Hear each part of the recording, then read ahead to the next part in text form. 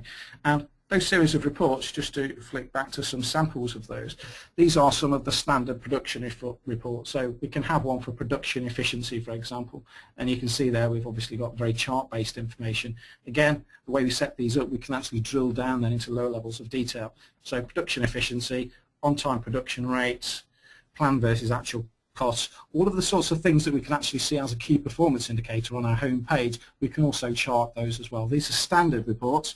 We've also got some very powerful report writing tools that will actually allow you to create your own versions of these reports as well. And we can use those tools, those reporting tools, to produce other kinds of dashboards. So we've already seen a home page where we can have a dashboard, but we can also use SQL analysis services, SQL reporting services to actually create these kind of dashboards. And these are some examples of where we've done work for customers in the past. So you'll see in here, for example, things like equipment performance, throughput information, scrap and yield information, and so on. And they can all be presented very graphically, whether that be in chart-based form or whether it be with these gauges or speedo dials type approaches. We can use all of those as well. So that's just a few examples of the sort of things we can do with the reporting tools. Now going back into AX, what I'm going to do first is I'm just going to start off looking at some product details. So here you'll see we've got a common area within the product information management where I can specify the released products. Now the purpose behind having a list of released products here is that we may be, of course, in the process of designing products, going through engineering stages, etc.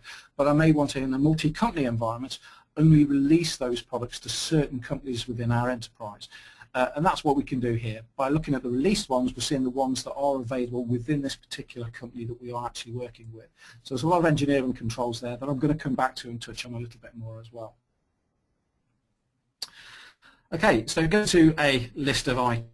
So straight away you'll see that we've got a grid. It is your typical sort of Microsoft grid, so I can drag and drop, resize these fields, etc. And of course I can use the quick filter at the top here to actually look for a particular item number, or I can search for different product names, etc. So a key part of AX is that you can search on absolutely everything. So I can use the more function here to actually search on any content that we choose to from system.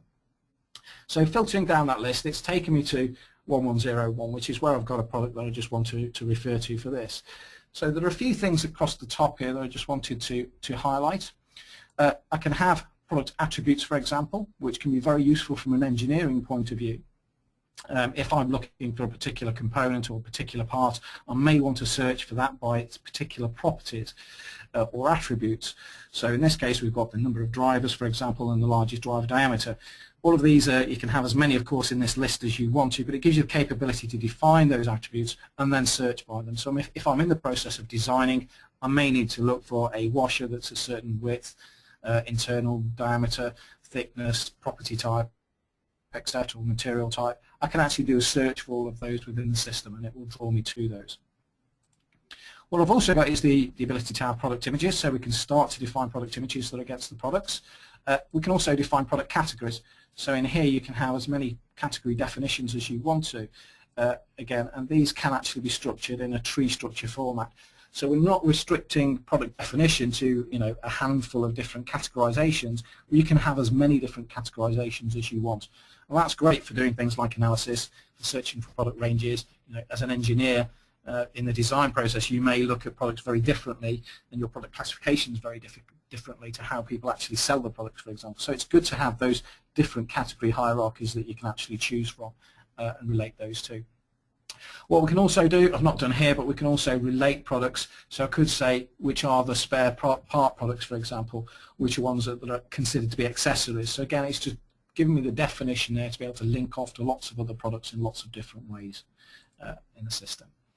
Now, wherever we are, we always have this ability to also make attachments, and that can be very important because here, for example, we might want to attach a Word document, or it might be an image that we want to attach to it, or it might be just a series of notes that we want to attach. Here I'm attaching them to product details, and this is, in this case, a document that's actually been generated from an area of the system called the task recorder. So we can let the system generate our Word documents for processes, for example, and we can attach them to different content. So as I say, we're looking at product details here. So I may have an image that's attached to the content, for example. It's used all throughout the system. So if you are looking at purchase orders as a classic example, you may take a photograph of damaged goods, for example, and you may then attach it to the purchase order. You may scan a purchase invoice and again attach that to the purchase order. So classic uses for attachments, and that is a feature that is, as I say, available throughout the entire system. Okay, I'm now going to look at the Engineer tab in here, and this straight away draws us to some of the things we can do.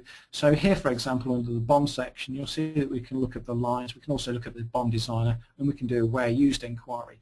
However, across to the right here, you can see I've got the same sort of things for formulas. And that's really for if we are using batch or process manufacturing. So it does support both environments. It's saying which type of product this is and how it should be manufactured, either using process methods or more discrete manufacturing methods, and associate those to them. So what I'm going to do here is, first of all, I'm going to look at the BOM designer. So this takes us into a screen which is a tree structure view of the products within the system and its structure. So you can see that we are going down multiple levels of sub-assembly here. And you also see, obviously, the product numbers and a description of those. And this area is very configurable. It's actually an area that is drag and drop enabled. So in the bottom right, we'll see a list of potential parts that we can actually choose. And I could just drag and drop them into any level of the structure to actually manipulate, essentially, the bill of materials there. What you'll also see above that is we have the current route. So this is the production process that we would be going through from here. So this has got some cutting, some drilling, some sanding, and some finishing. But you'll also see that there is an arrow to the right, to the left there, sorry, of the operation ID, and that indicates where this particular material is actually used. So in this case, we've got medium density fiberboard that is needed at the initial stage of production. If I look at the wood finish, though, that's actually used at the very end of production. So again, it's important here that we're actually assigning the right material to be used at the right stage of production, because when it comes to our scheduling activities, we want to have the right things available at the right time. And if we've got particularly long production processes, of course, we don't want the packaging to be available necessarily at the very start of production, but we definitely do want it to be available at the end where we're actually doing that final stage. And that's all related to the master planning side of the system and the scheduling side of the system as well. Now, it's also very important to be able to have multiple copies of bills of materials. So you can see here, for example, I have two BOM versions, each which, if you look below, has a different set of components or different set of material requirements. We can also specify rules for different sites. So again, that could be particularly important. In different sites, we may manufacture an end product in different ways. Of course, we can also have effectivity dates, so from and to dates. And we can also have from quantities. So basically, you may manufacture a part in a different way depending on the volumes that you're going through.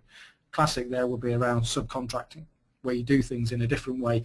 You subcontract more parts out, for example, if you are making more than a certain quantity. You'll also see in here the ability to indicate that the bill of materials is approved and that it is active. So approval of those bill of materials and activation of those bill of materials is very important as well. And I'm going to come back a little bit later to a function of the system called workflow, but workflow may be a classic way of actually enabling those bill of material versions to become approved, and we'll talk about engineering change control as well.